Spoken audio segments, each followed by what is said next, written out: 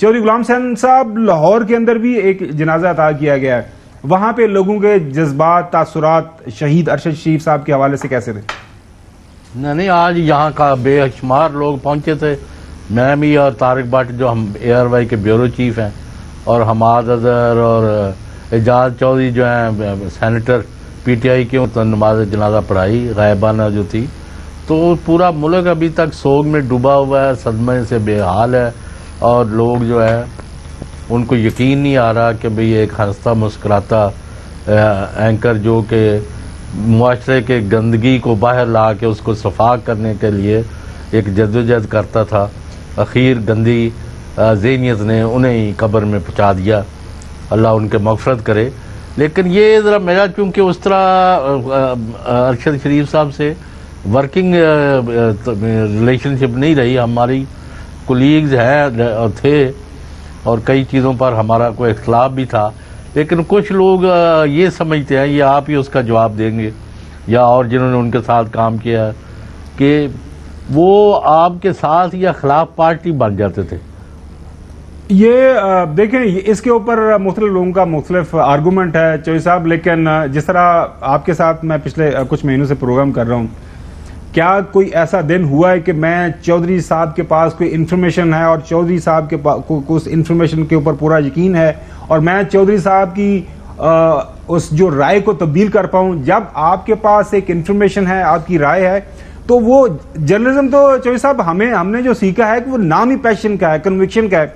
अगर मुझे किसी चीज के ऊपर, वो कोई भी डेवलपमेंट है, कोई हकीकत है, हकायक है, उसके ऊपर आप जम के खड़े नहीं होंगे। आपने पिछले कई महीनों से, जब से ये सारे का सारा पाकिस्तानी सियासत के अंदर ये जो मौजूदा उबाल है, उसके ऊपर आपकी एक राय है, और वो राय को लेके बहुत सारे लोगों को ये एतराज है कि चौधरी गुलाम हुसैन ने एक राय एक साइड ली हुई है, एक पार्टी बना हुआ है। तो ये बिल्कुल, ये जब आप किसी चीज के ऊपर अपनी राय देते हैं तो फिर उस राय का आपको पहरा देना पड़ता है, उसके ऊपर आपको खड़ा होना पड़ता है। तो ये लोग आज, अच्छा मजे की बात यह है चौधरी साहब कि जो लोग उनके खिलाफ राय रखते थे वो उनकी राय का एहतराम भी करते थे, सामने बैठ के भी, और उसके बाद न्यूज रूम से बाहर निकल के या अदरवाइज कहीं उनसे मुलाकात होती थी।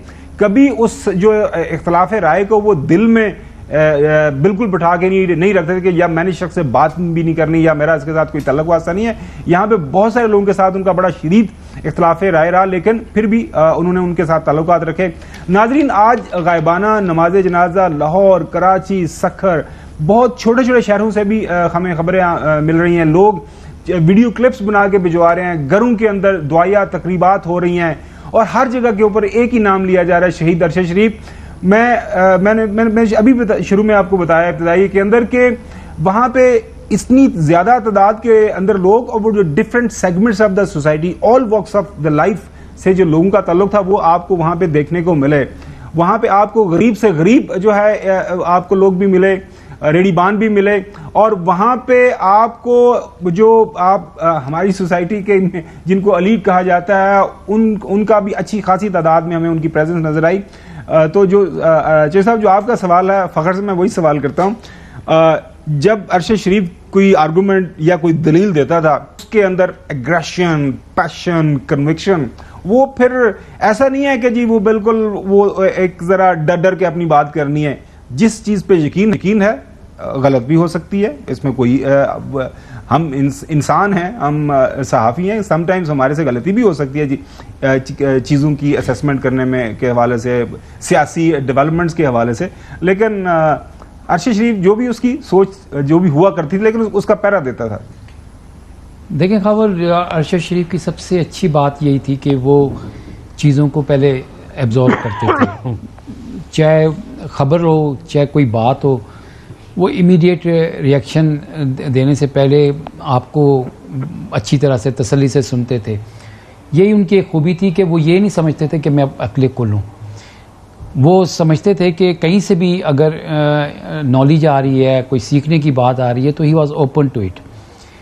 दूसरी बात अरशद शरीफ की जो थी वो ये थी कि वो अगर वन साइड से कोई चीज़ आ रही है तो he would try his best कि वो उसको 2-3 जगहों से उसको कंफर्म करे, और फिर उसके बाद जब वो कन्विक्शन के साथ बात करती है, यानी कन्विक्शन वो है कि जब उनको 110% बिल्कुल यकीन होता था तो फिर वो डंके की चोट के ऊपर जो है ना उस चीज़ के ऊपर खड़े हो जाते थे।